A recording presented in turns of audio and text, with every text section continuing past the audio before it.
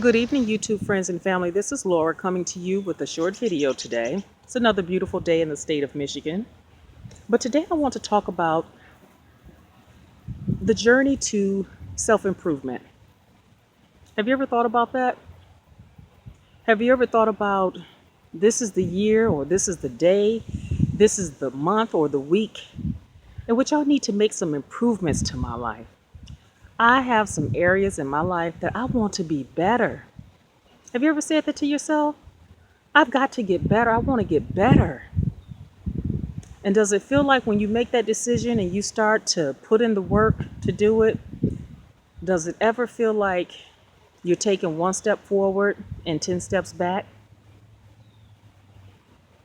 Have you ever thought about why? Well, my friend, it could be the people in your life. Sad to say, everyone is not going to wish you well for change. And you know why? Because you remaining the same is going to benefit them tremendously. And so they're not going to cheer you on. They may even make some sabotaging moves to stop you in your progress. Sadly, not everyone in your life will have your best interests at heart. Like the old saying, the crab's in a bucket. When one tries to get out, everybody latches on and pulls that crab back into the bucket.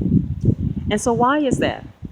Why is it that those that we consider our friends, our family members, those who are supposed to encourage us, support us, love us, help us to be a better version of ourselves, why is it that they attempt to sabotage our progress? Well, number one, you have to take responsibility for what you have allowed. And I know you don't want to hear that, but the truth is, you've been entertaining darkness for light. You've been kissing frogs for princes. You've been clucking around with chickens and mistaking these chickens for eagles. That's why.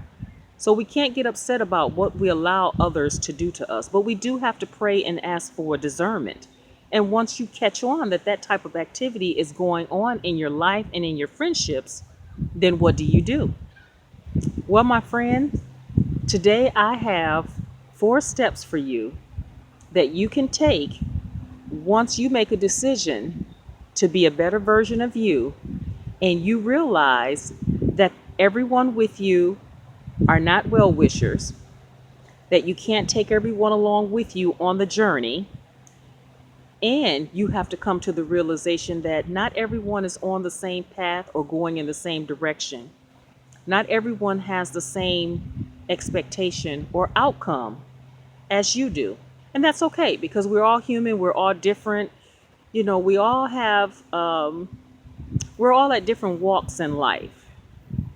Everyone is at a different crossroad in their life. So you know what? It's okay. They may not come along with you. They may not want to, but you don't have to sit around and allow them to sabotage your progress either. Because you know what, my friend, God wants to bless you. He has heard your prayer. He has heard your cry. He's in tune with the desires of your heart. But as long as you decide that you're going to stay stuck in your past, you're going to keep gravitating back to the muck and the mire, then he can't give you everything that he has in store for you. As long as your desire, as long as you keep looking back to Egypt, God cannot move you on to bigger and better places.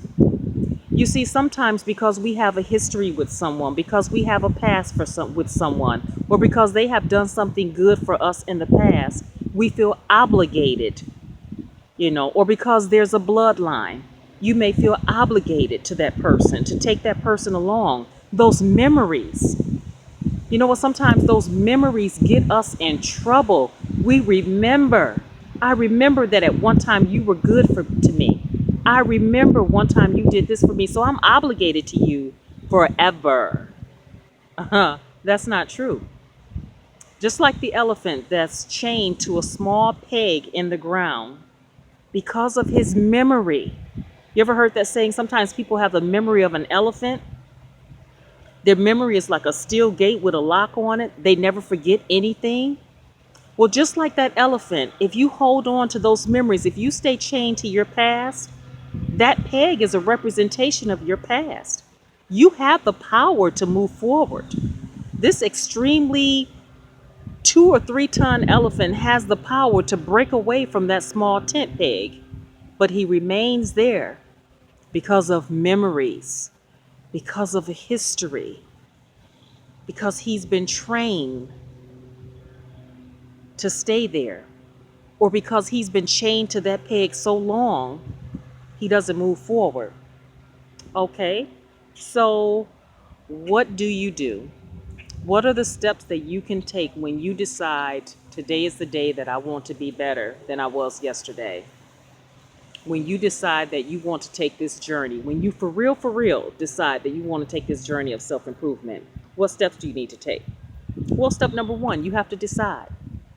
You have to make a decision that today is the day that I want to do better. I want to be a better version of myself.